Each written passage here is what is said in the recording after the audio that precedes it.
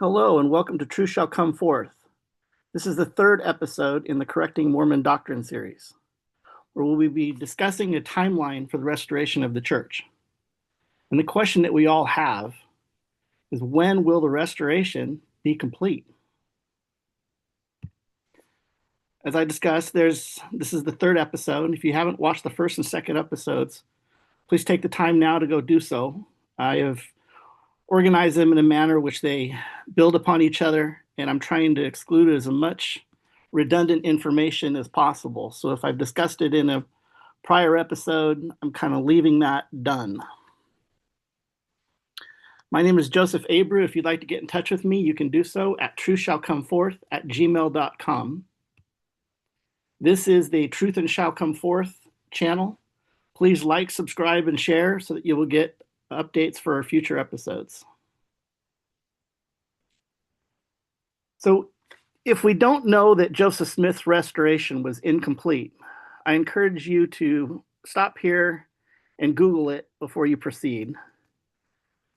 For those that do know that the restoration is incomplete, we all have the question of, when will the church finally be fully restored? When is this going to happen? Well, we do have some information on this. We have some things that we can look out for. A series of events leading to a final event that will start with the restoration, which may or may not come to pass. The first event that I've written down here is going to be the members being driven from the halls of the church for reading and sharing this record. This is the record of Haggis people from Alma 63, 4-10. And not only do they want to prevent you from reading this record and sharing it with others, but you're going to be prevented from going into the temple and have your temple recommends removed.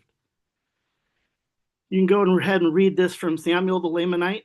This is his story, his book, chapter 6. Think that won't happen? Well, it can happen to you. So shortly after reading the Menha record, I posted this picture on social media.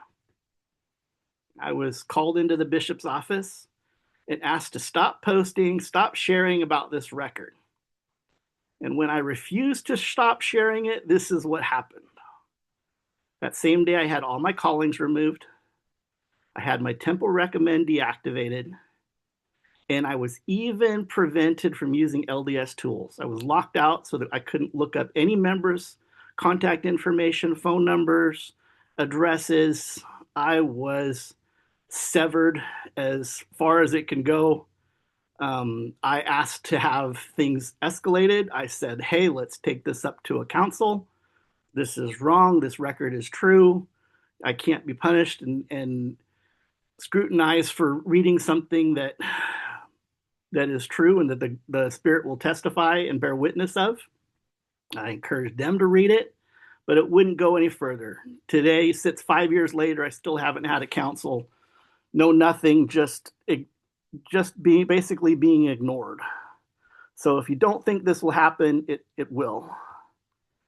So that was the first thing, that you're going to get, chastised for reading it, told not to, and whatnot. The second event that I'm looking for that's going to happen and precede the restoration of the church is the shepherds will preach of war and justify the death and destruction that it causes. They will actually encourage men to go to war, and they will pray for the death of their enemy. Now, this particular prophecy may or may not have already taken place.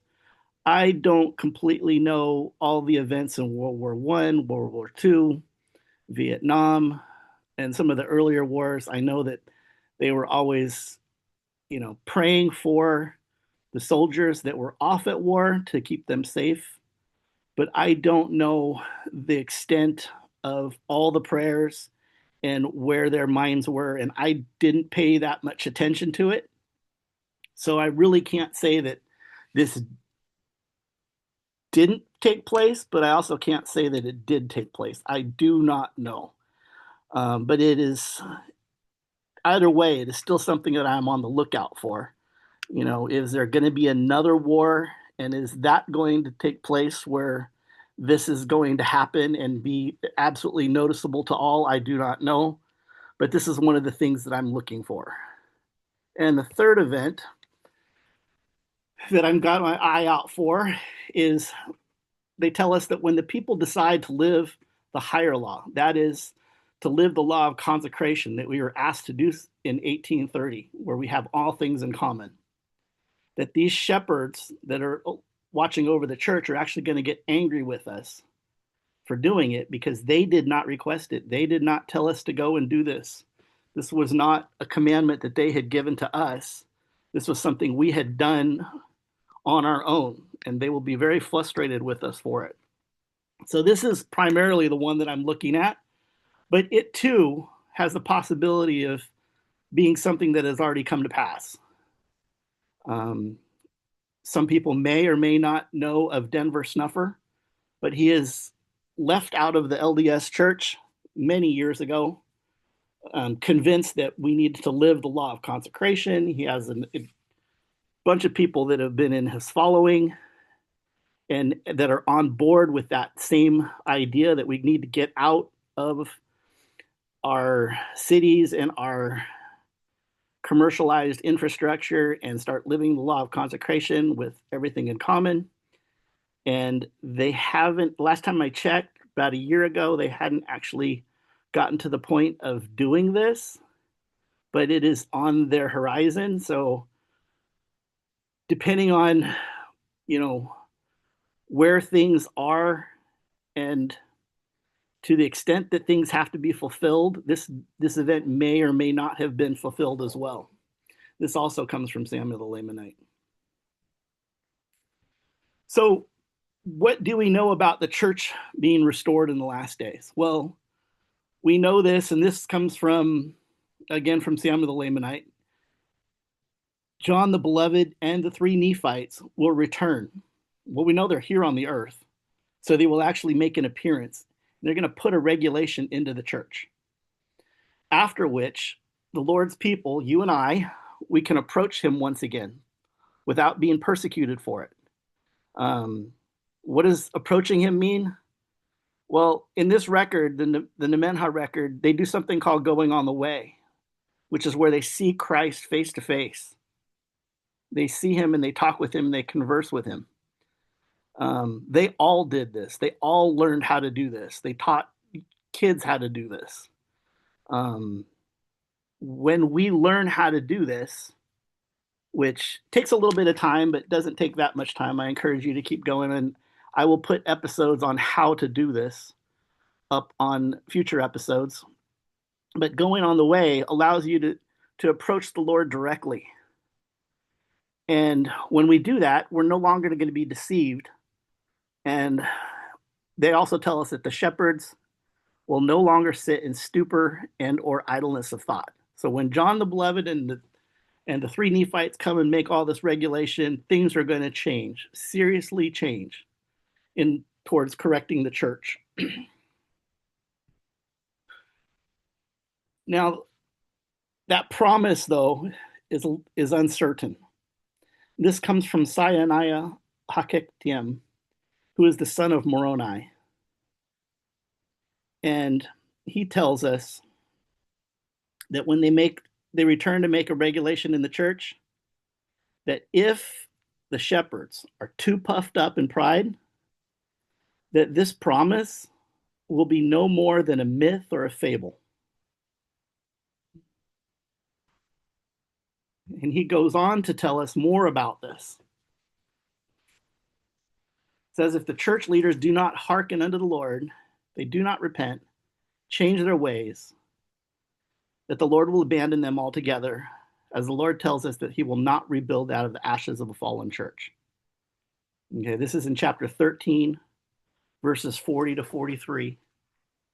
And I'm going to go ahead and read this to you. I think this is probably the most important thing. And like I said, I know a lot of you don't have the record yet, but I want you to be able to keep getting enough things and information so that you have a desire to get it and read it. It says, behold, Nemenhah, you are a sign unto the world. You are an example.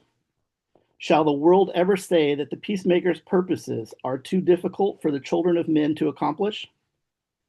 Shall the world ever justify itself in perverting the laws of the peacemaker? Shall men ever justify a lesser law because the people cannot live the greater?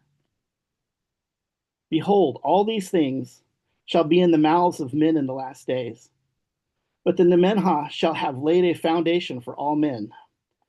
Such false prophets and wicked rulers shall lay down the account upon the people, but the fault thereof shall be their own.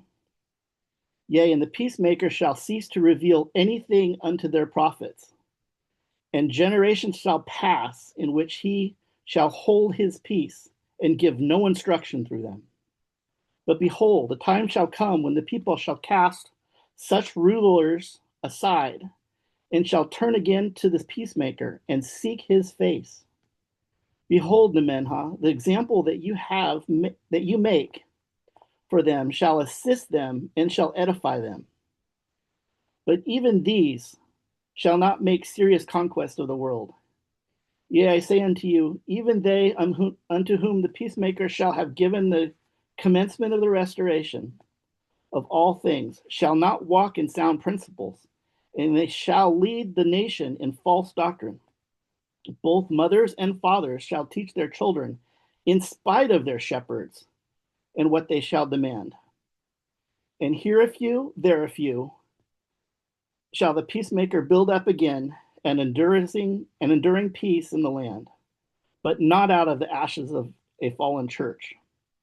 Behold, he shall take away the stewardship and the keys of his kingdom from among the foreign strangers. And when they are taken back, even according as he has promised unto your ancestors, they shall not be given back unto them that did pervert his ways. But he shall not withhold such things from the children of men, nay, not even for a season. For in the very same generation in which he shall take up the stewardship over his stewardship on earth from out of the foreign strangers, he shall also restore the sons of daughters of Lehi and of Leb. And it is unto these that your teachings shall be an ensign. Yea, it is unto these that your musings shall be instructive. So there we go. That's some pretty heavy stuff. I encourage you to gather the verses that I've put together in these 3 episodes and get the books. Go read these things for yourself. When I was first reading it, I kept telling my wife, I said, hey, you got to read this book, Haggis in it. And I get a little bit further in it. Hey, you got to read this book, Sam of the Lamanites in it. And I get further. Hey, you got to read this book, Moroni's in it. You know, and it's just, she could tell I was excited, but she honestly picked it up and said, I'm going to read this. I'm going to read this to prove him wrong. I'm going to read this so I don't have to hear it anymore. I'm going to read this so that I have information, can say, well, no, I didn't get a testimony of it. Well, the same thing happened to her that happened to me when I first picked it up and read it. Got a huge testimony of it right away. There's no question that this record is true. When it was first handed to me, I was a convert to the church. So I was handed the Book of Mormon, read the scriptures, and the missionaries asked, hey, will you pray to see if this is true? I'm like, I don't need to pray if it's true. I already know it's true. That doesn't make the church true. I never knew that the church was true. I joined the religion because I knew the Book of Mormon is true, and I wanted to be with a group of people who knew that the Book of Mormon was true and could teach me more about it and about the things that were taught inside of it. And I encourage you, don't look to somebody else to tell you, give you the go ahead to read it. The only person you want to tell you that it and to trust in is the Spirit. Read this record and listen to the Spirit. It's the only way that you'll know something is true, and never doubt it, no matter what happens. So, which records or which of these shepherds that we've had have had access to this record, the Menha record? Well, its record's been out for quite a while. Hinckley has known about the record. Monson has known about the record. Nelson has known about the record. Oakes has known about the record. I cannot say that they have read it. I cannot say what their feelings are on it. I only know of two that have read it who are in the leadership. One we just lost yesterday. That was Holland, Elder Holland had read it and he had a testimony of it, knew that it was true. And Bednar has a testimony of it and knows that it's true. That being said, if you're not the leadership, if you're not the highest guy up on the totem pole, you can't steer the ship.